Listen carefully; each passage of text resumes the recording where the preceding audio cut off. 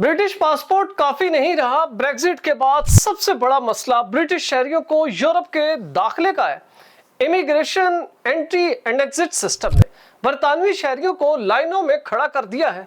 तवील गैर जरूरी इंतजार के बाद मुतअद्दिद सियाहों की फ्लाइट्स और फेरीज मिस हो रही हैं। लोगों का माली नुकसान बहुत ज्यादा हो रहा है।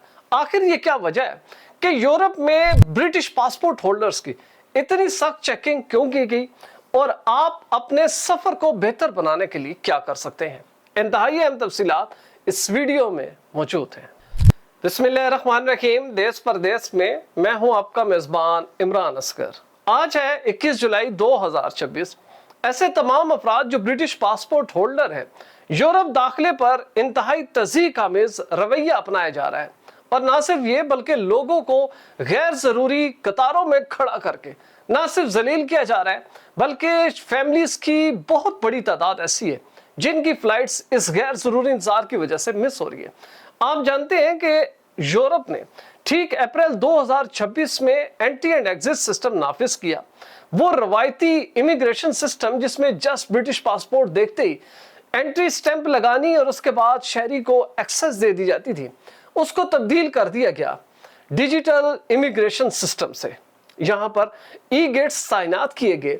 बुनियादी तौर पर वो तमाम ब्रिटिश पासपोर्ट होल्डर जो कि यूरोप में अब दाखिल होते हैं, उनके फिंगरप्रिंट्स हो, बायोमेट्रिक्स हो, फेशियल एक्सप्रेशंस हो, इन तमाम इमेजेस के बाद उनको इजाजत मिलती है, जिसके बाद वो यूरोप की टेरिटरी में दाखिल हो सकते हैं। अब ये अमल शुरू में ऐसा लग रहा था कि गालबन इतना आसान होगा कि लोग ब्रिटिश पासपोर्ट शो करते हुए गुजरते जाएंगे, लेकिन अब आकर ये सिस्टम स्टक हो चुका है। मुतअद्दिद स्टेट्स इंक्लूडिंग फ्रांस में कई एयरपोर्ट्स और सी रूट्स के ऊपर ये ऑपरेट नहीं हो रहा। ओवरलोडेड है, सियाहों की बड़ी तादाद। अब क्योंकि हॉलीडे सीजन पूरी तरह शुरू हो चुका है, यूरोप से यूके और यूके से यूरोप सियाहों की बड़ी तादाद ट्रांसफर कर रही है और उतना ही ज्यादा ये सिस्टम बैठता जा रहा है। लिहाजा ऐसे तमाम ब्रिटिश पासपोर्ट होल्डर जो कि बड़ी कीमती एयरलाइन से यूरोप में दाखिल होते हैं, उस वक्त इंतहाई परेशानी का सामना करना पड़ता है जब उन्होंने EAS सिस्टम से गुजरना है और फ्लाइट के बाद मंजिल पर पहुंचने के बाद तकरीबन 3 से 4 घंटे लाइन में लगना, और उसके बाद जब आपकी बारी आती है कि आप EAS से गुजरे तो पता ये चलता है कि आपकी नेक्स्ट फ्लाइट पूरी तरह मिस हो चुकी है, वो छोड़कर जा चुकी है आपको, और आपके लिए मसाइल, ज़हनी अजियत और माली नुकसान हो रहा है।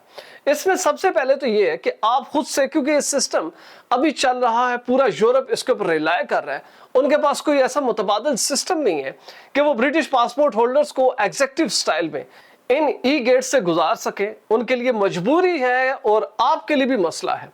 लिहाजा सबसे पहले अपने ट्रैवल प्लान को थोड़ा सा मजीद इसको तब्दीली करें।